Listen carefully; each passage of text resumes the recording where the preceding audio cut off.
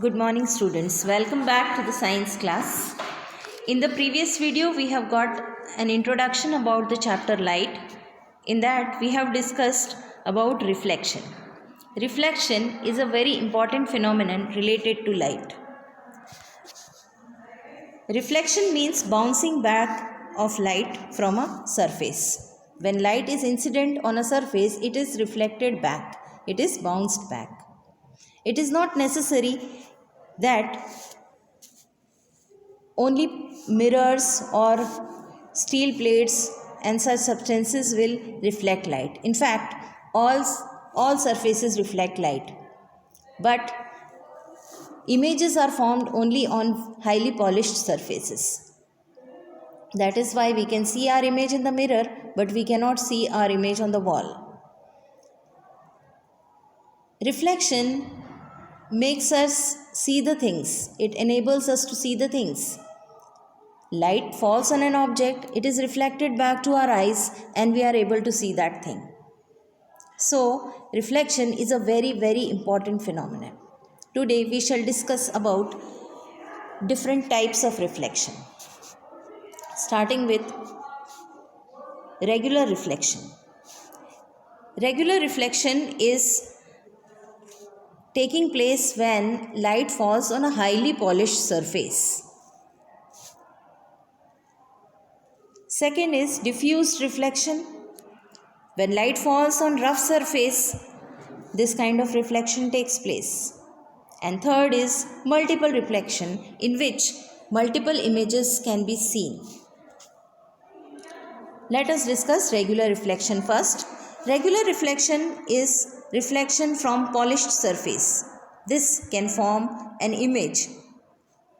In this case, the incident rays fall on the surface and they are reflected back in the same line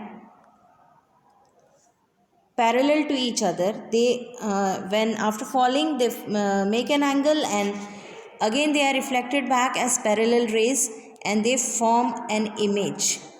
When you look at yourself in the mirror or in a steel plate or in clear water, you can see this kind of reflection in which you can see your face.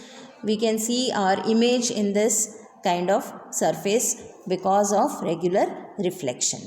That means for regular reflection a highly polished surface is necessary. Incident rays should fall on the surface and return back as parallel rays. They should not get scattered. Here you can see in the picture incident rays are parallel and after reflection also the reflected rays are also parallel to each other. Because of this we can see our image in the mirror. Second is diffused reflection. Just the opposite of regular reflection. In this case a rough surface forms this kind of reflection. Rough surface gives this kind of reflection. In this case the incident rays which are parallel to each other fall on the rough surface, but after reflection they get scattered. The reflected rays, they move in different directions. That is why image formation is not possible here. For example, a wall or a table or any other surface which is not polished. In fact, you must have observed that your image can be seen in a new steel plate. But when you try to see your image in the old steel plate which has been scratched, which has been used several times and scrubbed many times, you won't be able to see your clear image on that old steel plate. This is because constant use and scrubbing makes the surface of the plate rough, and on rough surface we can only get diffused reflection and image formation is not possible. Third is a very interesting phenomena. This is multiple reflection. When we bring two mirrors close to each other such that reflected rays of one mirror become the incident ray for the second, then we get all sorts of interesting results. In this case, number of images are formed and these number of images depend on the angle between the two mirrors. So, multiple reflection is reflection of light back and forth several times between the reflecting surface. If a reflected ray is reflected again and on being incident on another surface, this is termed as multiple reflection. Here you can see, in the first picture you can see around 7 images of one object. In the second picture you can see 3 images of one object. This is because the angle between the mirrors is different. Now how it depends on the angle, let us see with this example. Now how to calculate the number of images. There is a very simple formula for this. Number of images n equal to 360 divided by the angle minus 1. So in this case the angle between the mirrors is 90 degrees. 360 divided by 90 is 4 and 4 minus 1 is 3. So we are getting 3 images when 2 mirrors are kept perpendicular to each other or at 90 degrees. Let's see another case. Here the angle between the mirrors I have taken 72 degrees. So 360 divided by 72 gives you 5 and minus 1 results in 4 images. So this is how, if we take an angle 60 degree, you will get 5 images and so on. Now what will happen if you keep the 2 mirrors parallel? So for that purpose, we can take the angle as 0. So we will get infinite number of images. There are various applications of this multiple reflection.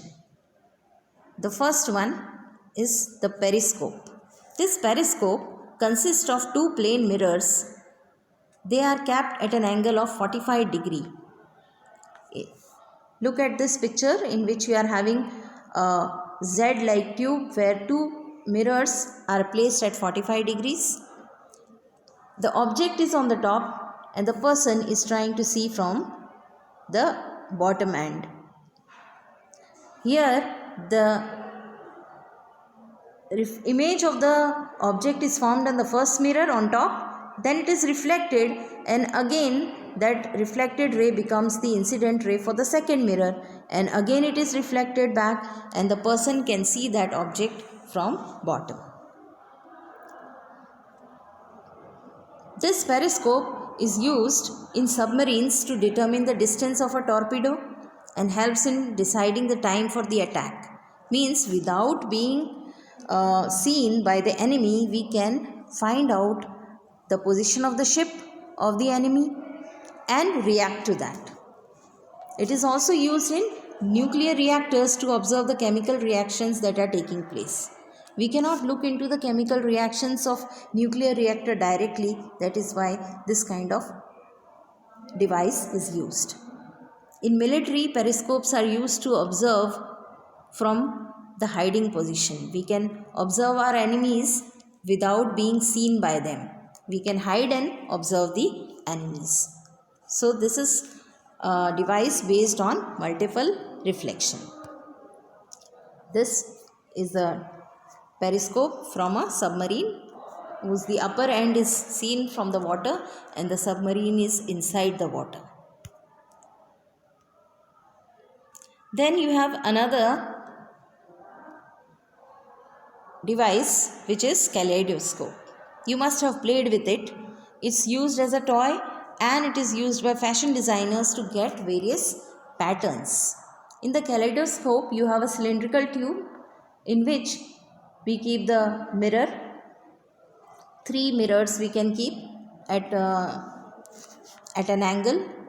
We can form an equilateral triangle by using the 3 mirrors, and inside that we can put some pieces of bangles or beads, and when we rotate that they form different patterns. Every time they will form a different pattern by multiple reflection. So children, this is all about types of reflection. I hope this video will help you to understand the concept. And till we meet again, take care of yourself. Thank you so much. Bye bye.